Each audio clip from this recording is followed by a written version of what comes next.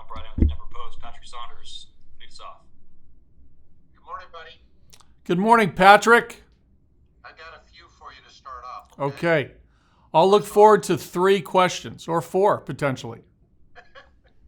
I assume you and Joe talked about today's game. Do you have an innings limit for us? Today, I did talk with Bob Melvin. Okay. Oh, I'm sorry. I was thinking it was the Angels. My bad. That's on Saturday. Yes. Anyway.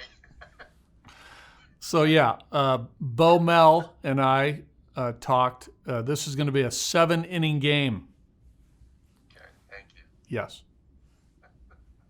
Sorry about You got me there for a minute. I thought maybe we were playing the wrong team. my bad. All these Joes were going through my head. Joe Torre, Joe Madden, Joe Montana. I did. Yeah. Warren Beatty, whoever. Hey, good one. Thank you. Warren Zevon. In regard to Ramel Tapia, we talked quite a bit about his hitting skills and what he's done there. A little bit about his base running. What have you seen from him in terms of progress as an outfielder? In terms of angles to baseballs, cutoff throws, all those sorts Right. Overall, better. Right. I think that's been something that the player development staff worked on a lot in the minor leagues. It's a continual process here in the major leagues, and there's been incremental progress. So again, repetitions, practice, all the things that our outfield coaches do with TAP are helping. It's something that he continues to focus on. All the things you mentioned: jumps, routes, proper throws, proper bases. All the basic fundamentals of good defensive play. He's working on. Okay. And my final one for you, the news came down that AAA is going to be pushed back about a month, I believe it is. Does that affect the Rockies big league team in any way, shape, or form? I think it affects all of us, all 29 other clubs, because I think the best scenario for players to be ready if needed to get them to the big leagues is pure competition. To have in-game action, running simultaneous to the big league season. Now being pushed back, their spring training will start when we start. So basically, like you mentioned, they're a week behind in real competitive baseball. But a lot of the AAA players, are here in camp with us. So they're, getting spring training games, they're getting repetitions, they're getting in shape for the season. That's going to come to a halt once we send guys to the minors, we set our roster. There'll be a little bit of downtime for those guys. They'll still be active. There'll be a group here, obviously, continuing to take batting practice, throw side sessions, simulated games. So, we're all in the same boat, but you'd like to have your players playing games. Okay, buddy. Thank you. Yep. Stick with the Denver Post and go to Kyle Newman. Kyle, go ahead. Hey, buddy. Good to see you. Colton Welker, what's kind of impressed you as he's continued to come on, and obviously he's on the 40-man now. What are you looking for him out of this spring, and just kind of another progression in another league this year? Well, actually, the thing that's standing out for us is that, he's moving really well. Moving in the right direction in a lot of areas. On the field, on defense, footwork, arm, hands, in practice and drills, really showing well. And he's had, I believe, 3 at-bats that have all been quality. The bat speed's there, taking good swings, identifying pitches. So, he's in a really good spot. And I think it's, just another year of maturity, a year older, understanding, more about himself, understanding more about, his place in our organization and where his, potential is. He's maturing, and it's really good to see. A couple more on some prospects. Jamison Hanna, I know a lot of Rockies fans aren't very familiar with him, but in camp as a non-roster invite, have you seen him at all? Have you, been able to kind of glean anything from his game? Yeah, I mean, the first time we've put our eyes on him live, there's been some video in our scouting reports that we've looked at, but in game we've seen some 3 really good catches. He had 2 really good catches the other day against the Dodgers, and he had a sliding catch here at Salt River on our first game. So it looks like there's some athleticism there on defense. I think there's some energy to the body. The body fires. The bat, there's a little strength to the bat. I think the hitting coaches and Jamison are working on a number of things, but there's some pull side power there. There's a guy there with athleticism that plays. So he needs reps. He needs to play. He needs to polish some things up in the minors, but he's interesting. And then final one for you, but Justin Lawrence, I know obviously you got the suspension last year. What's the update on that? Considering no minor league season last year, still facing 80 games. You know kind of what the status is right there. Yeah, well, I'm not sure the exact status. I think he's good to go, but he's been looking really, really good in his side sessions. His BP's pitching today. Looking forward to that. But the ball's coming out good. I think you're going to see a fastball in the mid 90s today with a improving slider. The ball spinning well on his breaking ball. So I'm excited to see him really today to see what we got. A couple years ago in the Arizona Fall League, he really lit it up, and he really put himself on the radar. And then the last couple of years have been a little rocky for him, but hopefully he's in a good place now. He looks to be physically fine, mentally fine, and I think the suspension has passed him. I believe I'll double check, but. Looking forward to seeing him back on a regular basis, part of our organization. Thanks, buddy. Thomas Hardy. Buddy, what have you seen this camp so far from Ryan Rollison, and when will we see him in a Cactus League game? He threw yesterday in a simulated game here on our off day. He and Herman and Jose Mujica and Robert Stevenson threw yesterday to some hitters, and Rollison looked good yesterday. I was impressed.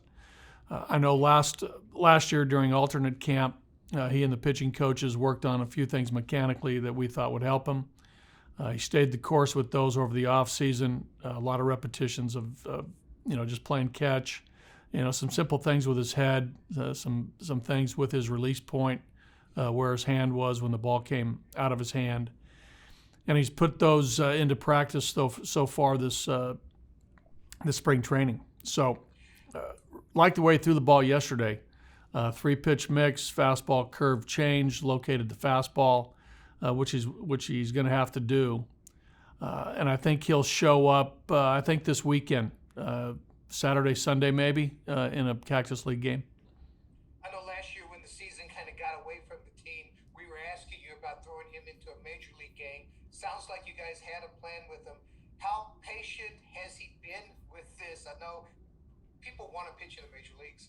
Yeah, well, he still had a ways to go, Thomas. He wasn't ready last year. I know that, being an alternate camp, and we were working on some things mechanically that he needed to address, and he did a really good job of taking those teachings and putting them into physical action. So he wasn't ready last year, but now again, good off season. Like a lot of players, a year older, more mature. We'll see where this season goes, but I like where he is right now. I wanted to also ask you about Connor Joe.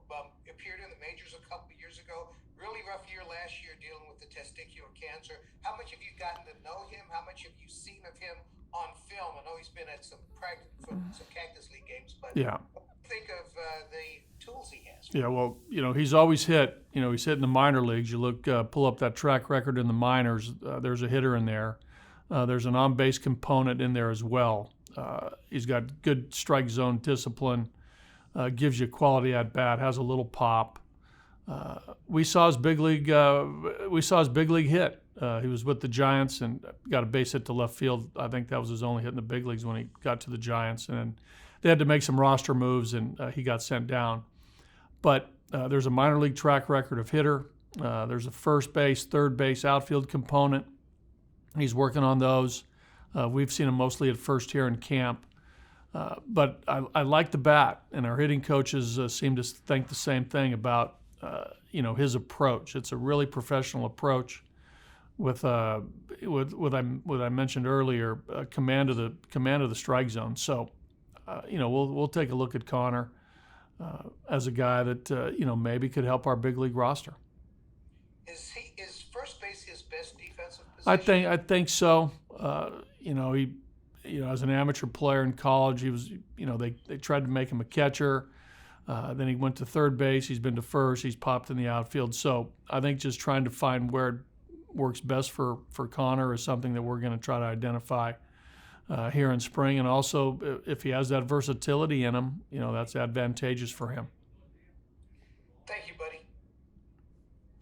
Drew Friesman. Good morning, buddy. Morning, Drew. I wanted to ask you about your lefty reliever situation. I know we're a ways out, but just looking at the numbers, it seems plausible that you could start the season with all righties. Yep. You did last year. Yep. And Bowden, Phillip Deal, some of these guys battling for it. What did they need to do? And how comfortable or strange is it, this 3-batter minimum and having an 8-man bullpen with no lefties in it for you? A lefty. I mean, come on. This is kind of a strange situation here, but. Well, I think first of all, I think the guys have to impress us. All the lefties who are here in camp, whether it's Bowden, Deal, Brian Gonzalez. We have a couple other guys here. Ian Clark and Zach Rosecup, who are sort of a contingency plan of lefties who are down here getting some work in, as well as a supplemental group of guys to our original spring training roster. Again, I think we're looking for our best 8 pitchers, the guys who can get left and right-handed hitters out. I think we have some guys last year who fared better against lefties than righties. Tyler Kinley comes to mind, who fills that bill as a guy that, because of his weapons, was really successful against the lefty. So, again, you'd like to have a really good lefty. You'd like to have a really good righty. I mean, you'd like to have good pitchers. And if it happens that we take an all-righty staff, I mean, they're going to have to be able to get both left and right out. But it's nice to have a lefty that you can count on that can really attack a left-handed hitter. We're gonna take a long look at all those guys. And has the 3-batter minimum changed that dynamic? Now that you can no longer just go get the lefty to face the one big lefty, is it less necessary? It's probably less. Unless you really trust that lefty against righties as well, right? I mean, if you have a lefty who's just only successful against lefties and not against righties with the 3-hitter minimum, it can really come back to bite you. We've talked about that last year as far as how that strategically looks when the game starts and you're trying to work your way through the back end of a ball game. But I think more than anything, you need capable relievers who are good and perform against both left and right. But I think the 3-hitter minimum, really puts, the offensive team in a position to get the matchups that they want. A lot of times the defensive team, doesn't have that option to get back at or counter a move that the offense does. Thank you, buddy. Yeah, Drew. I will finish up with Tracy Ringlesby. Tracy, go ahead. Buddy, I know that there's a number of candidates at 3 infield positions other than shortstop, but how difficult would it be for McMahon not to be the third baseman? We really think that's that provides our best infield if Mac's at third. They're a little bit depends on performance of the other guys, right? Whether it's Hampson, Rogers, Owings, the guys who are fighting for another infield spot. If Josh Fuentes shows that he can play third, and then something happens with performance of the other guys, injuries or something, then we can put Mac at second because Josh is, a natural third baseman. That would be a scenario where that could happen. But Trace, I think our best look is Mac at third base. Thank you. Yep. Thank you, buddy. Appreciate it. Okay, guys.